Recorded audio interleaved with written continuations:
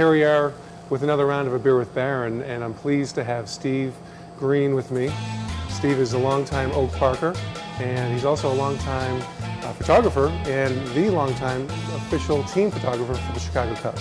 Where were you when that ball settled into Anthony Rizzo's glove for the final out? In that moment, in Game 7, 10th inning, 2 outs, you totally have to separate yourself from the fan in you. And you know, I'm there. I started there as a fan.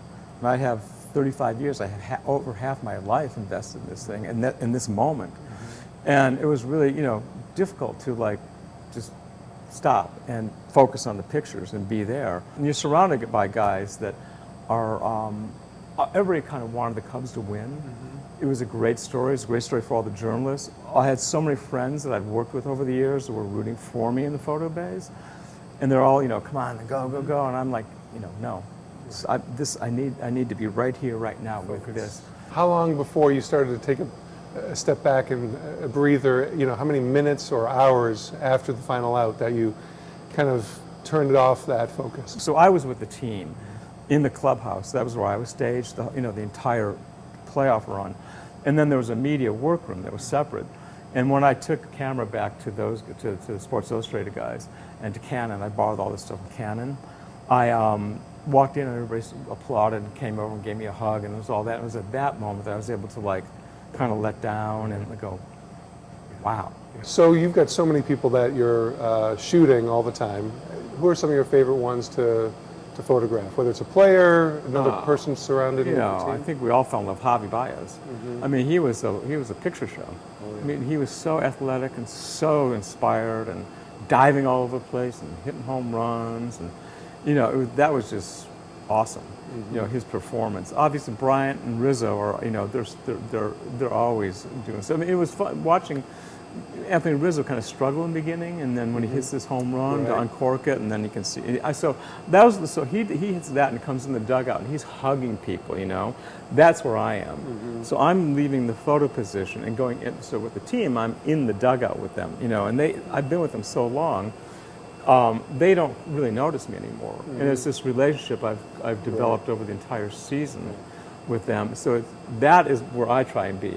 Right. You know, the actual swing of him hitting, you know, getting his hit and all that, or somebody hitting a home run, is not as significant to me as the sort of behind the scenes in the moment with the guys. You feel that void that others don't have access to. So right, exactly. Can you talk about Joe Maddon a little bit? Just whatever comes to mind. If I, to riff on Joe. I got along with him from day one. You know, he's my age, so we have a lot of, and he loves music, you know, and he loves wine. I'm a wine drinker, I'm a beer drinker, and I love music. So we have that dialogue separate from baseball.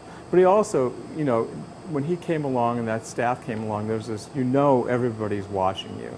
And you can say whatever you want, but it's how you act and what you do. And I've slowly gained his trust just by not messing around and doing what I'm doing and not being places if I didn't need to be places, and slowly working my way in. So he really, you know, sort of took me under his wing and acknowledged me and accepted me, and that set the tone for everything. So you've been around 35 seasons of teams of the Cubs. Yeah. And so how does this team, the last year or so, compared to other teams? What are some things that they have more of or less of? Well, youth, for sure. Yeah. And a baseball philosophy behind them. You know, in the past, the Cubs really kind of had a couple of stars, and they'd gone to free agency, and they'd filled in. They were patchwork teams where they kind of put it together, and they, you know, a lot of times they're built on power, not on defense and pitching. And over the years, when Theo came in and Jed and the Ricketts came in, they really developed a Cubs philosophy.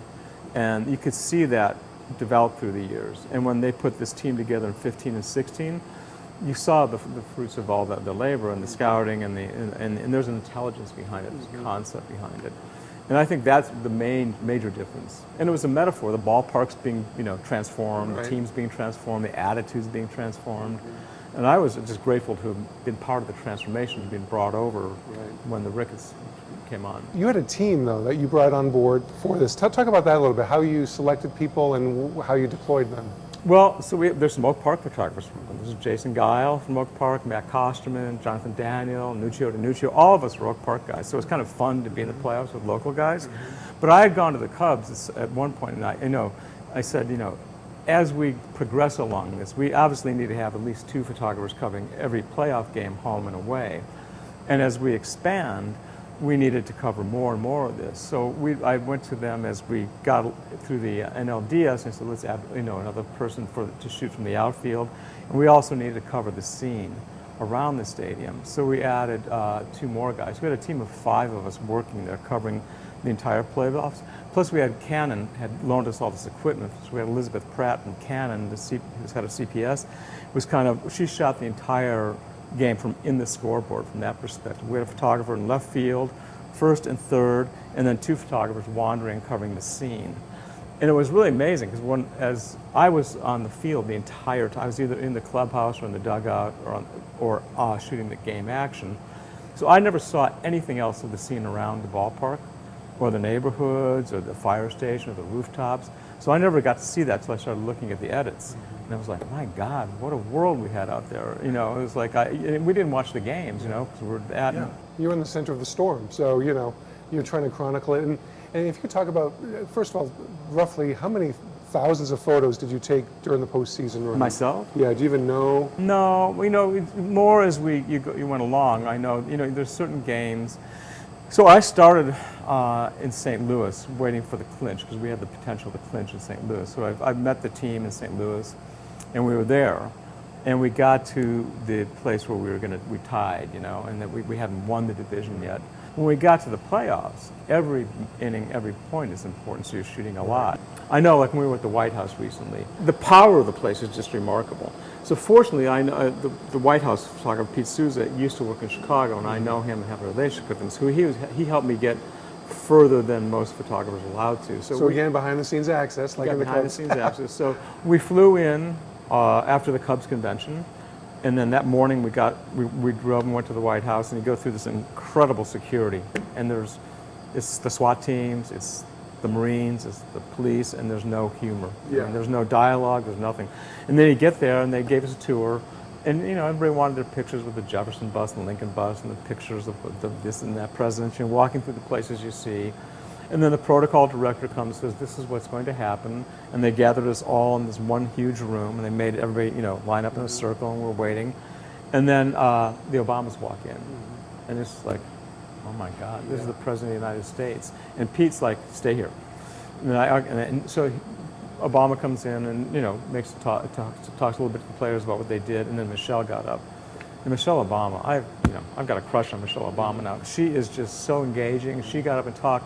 It was wonderful. Talked about how she grew up watching the Cubs on TV as a kid, and her father was a Cubs fan, and how she loved Jose Cardinal. And Jose Cardinal was there, and he came out and got to meet her. And and so it was just, we had like 20 minutes, half hour with these guys doing that. And then they did a receiving line and met the Ricketts and did a formal picture with each of the Ricketts and then each Hall of Famer that was there. And then there was just a reception. They greeted every player and his wife or his guest and mentioned something specifically about each player and their role in the team. And then we went to the presentation, was I think everybody saw.